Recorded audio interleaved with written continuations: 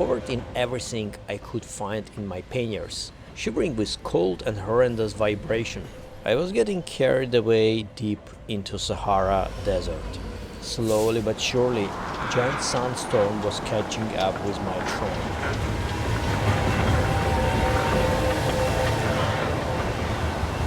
Train du désert, or Iron Train.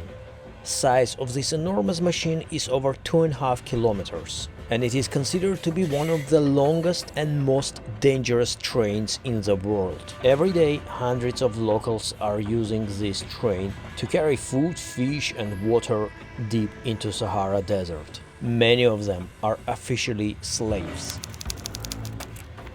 I am in Mauritania, one of the poorest countries in the world. 20% of this country's population officially slaves.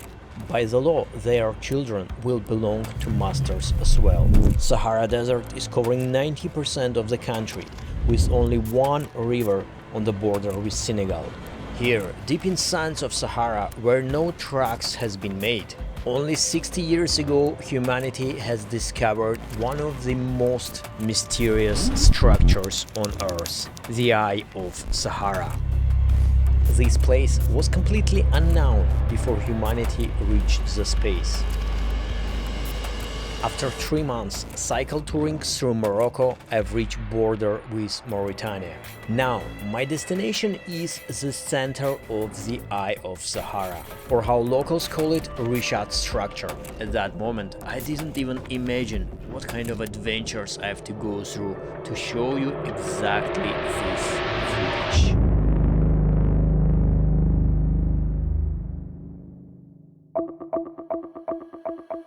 This is my last day of 3 months long trip through Morocco. Today I'm crossing the border with Mauritania. Español, inglés. So Senegal or what? Yeah, Senegal. To the Senegal? No. Yeah. I'm cycling through no man's land, past the customs. Obviously, they asked me, "Do you have a drone?" Obviously, I didn't have a drone. They asked me, "Are you a YouTuber?"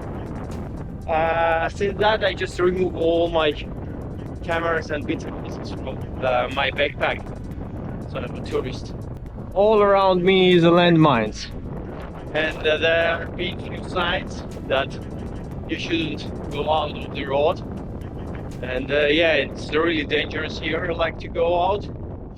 Around 2-3 k to the Mauritanian border, and we have no more roads. It's just a unpaved road going further. Obviously, it's no man's land. No one gonna put some tarmac on it. This is actually the artery which is connecting Africa to the Europe, and this is the state of it. This is it. Let's go. This part of the land, called Terra Nullius. United Nations doesn't recognize it at all. By de facto, this land is controlled by a republic called Western Sahara. Here we go. Welcome to Mauritania. I'm in Mauritania. Past customs, no problem. Super easy, simple. They didn't check anything, pretty much. Just pay for a visa and go. This is all. Yeah, Mauritania it's welcoming with a lot of rubbish. Straight after customs, road is going against the wind. Just a short part, maybe around 10 k, but really hard to cycle. Check this out.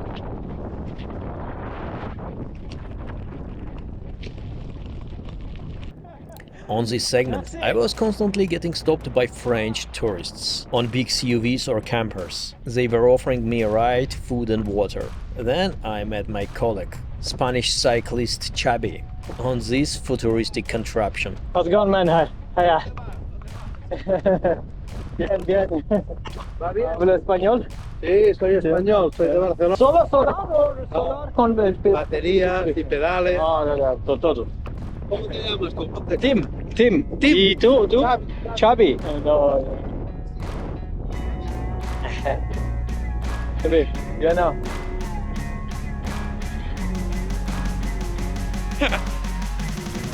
And this is railroad. I will be taking tomorrow or day after.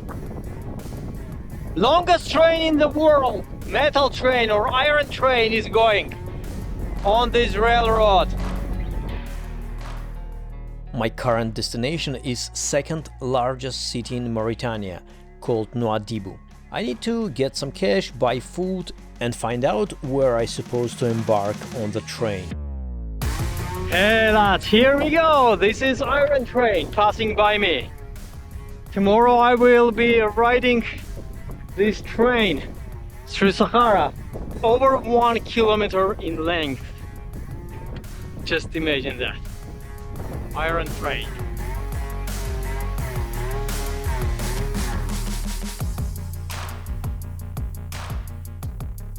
I'm in a city, Nouadhibou.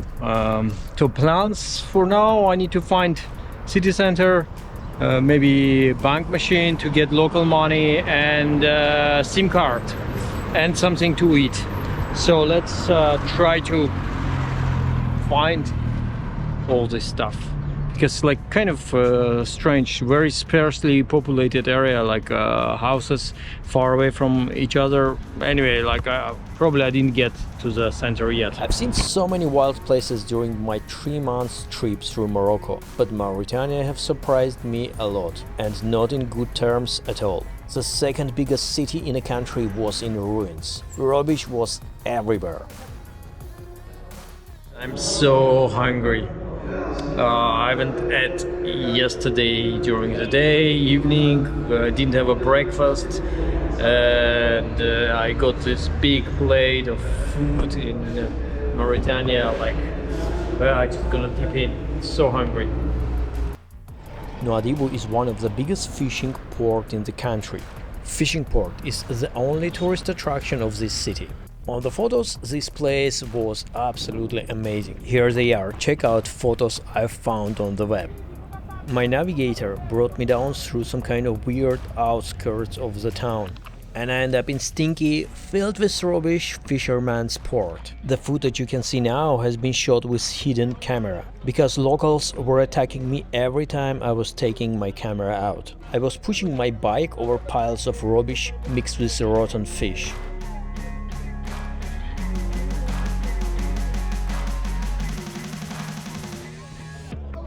Fishermen were dumping fresh fish into this rotten mess and then loading old, smelly pickup trucks.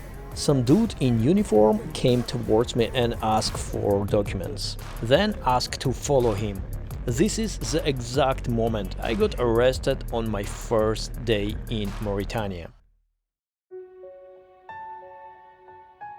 At the end, I spent in prison cell around 4 hours.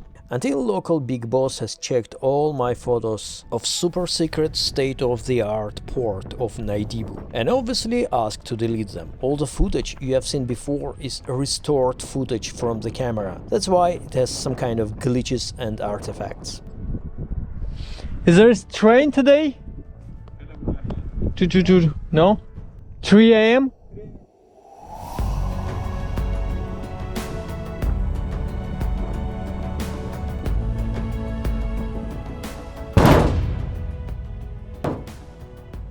Just 30 meters in front of me, car hitting water tank and flipping over.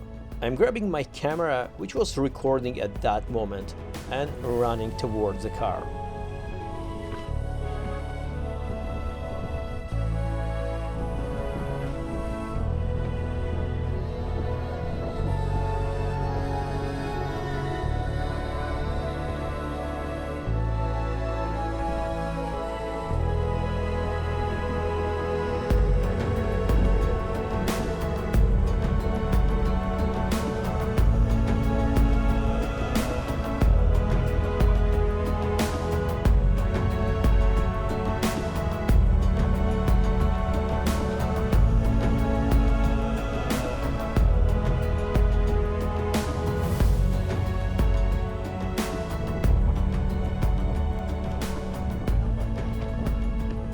Thanks God, local cop didn't notice that I was recording all this time and didn't ask me to delete the footage. Nobody got injured in this car accident.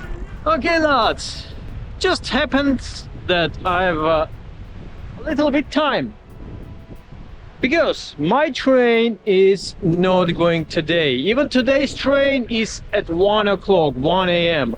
And the train is not going to the place I want. I need to go to Monolith, to Benamera. And the 1 o'clock train won't stop in Benamera. That's why I just gonna take tomorrow's train, which is around 2 o'clock tomorrow. And I have whole day to spare. And just to explore. Interesting thing, the ATM machines here are not working during the night. They are working only during the operating hours of the offices. Just so weird, like, and they're kind of old schoolish, like, you know, the rooms with separate rooms being with ATM machine inside, and in whole city maybe like 2-3 bank machines. That's it, ATMs and no more, and they're all closed.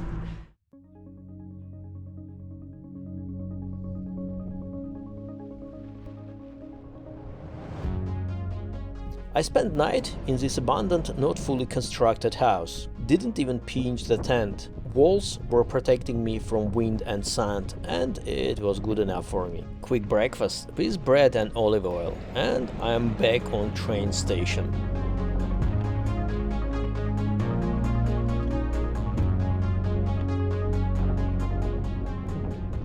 That's here we go. I'm waiting for the train. With lots passing through the freight trucks. Cool, isn't it?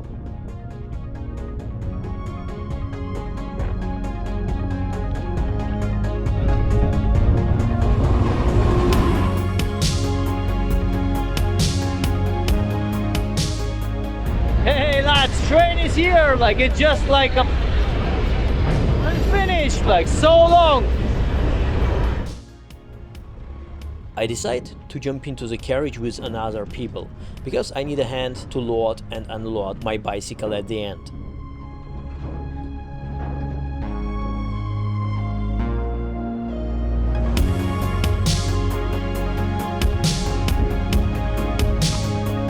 Here we go, lads. We set it up, like, just lads help me out with the bike. Yeah, it's quite hard actually. It's not easy. It's proper cargo carriages. The lads down there are loading the goats into the train, and here lads are loading the bricks.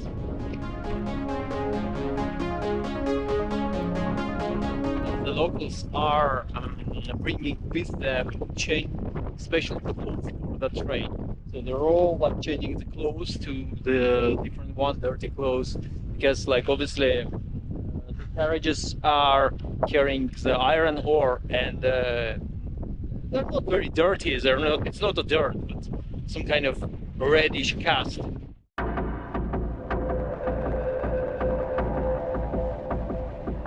Iron train. One of the longest train carriages in the world, and definitely touristic highlight of Mauritania. The length of this iron monster is from 2.5 to 3 kilometers long. It began its operations from 1963, and it's transporting iron ore from mines deep in Sahara to the cargo port in Nouadhibou. The whole route from mines of Zourzarat to Nouadhibou is around 700 kilometers. Normally there is 2 trains per day, but in reality you can end up spending 2 or 3 days waiting for the train. There is no defined schedules, and even workers on the stations have no idea when next train is. Sometimes, especially for tourists, they are adding passenger carriage. Locals don't use it, because to jump into the iron ore carriage is free, and they have to pay to use special passenger carriage, which is what they have told me, exactly the same, just with roof. After half an hour of fun, I began to feel the pain of this journey. We met another train from the mine. This one is full of iron ore. Oh hell, it was sandy. The very fine particles of sand were penetrating through all the clothes I put on myself. And it was getting colder and colder. There was so much sand in the air that I couldn't even open my eyes in the glasses. This carriage had no cushion at all. It was vibrating so viciously that you can feel it in your bones. Honestly, this was most horrible ride I ever had in my life. But to compensate this, when sun had started to settle down, something magical has happened. Sunset. Exactly from this train in the middle of Sahara, I've seen one of the most epic sunsets of my life. Just check this out. The plan was to get to the monolith Benamena, and the train didn't stop. But the man promised me that this train will stop there. That's why I skipped another train, and I could actually catch train day before. And no, it didn't stop. It passed by. I'm in a different town, not town, like couple of buildings. It's called Chum, the place where I supposed to go after monolith, and from this town the proper proper paved road going to Atan, big town. So that's the plan. So anyway, I'm tired now. I'm just gonna go to bed and talk to you tomorrow.